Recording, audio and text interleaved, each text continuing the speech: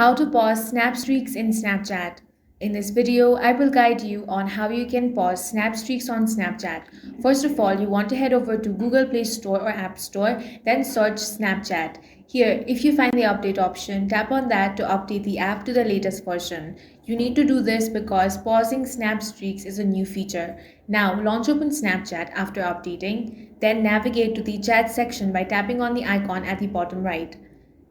Now remember that you need to become a Snapchat Plus subscriber if you want to pause streaks because it is a feature available only to Snapchat Plus subscribers. Subscribe to Snapchat Plus for a monthly fee to unlock this feature. Once you have done that, long press on the chat of the friend whose streak you want to pause. Now you will see the option to freeze snap score. Tap on it to pause the streak. That's how you can pause your snap streak.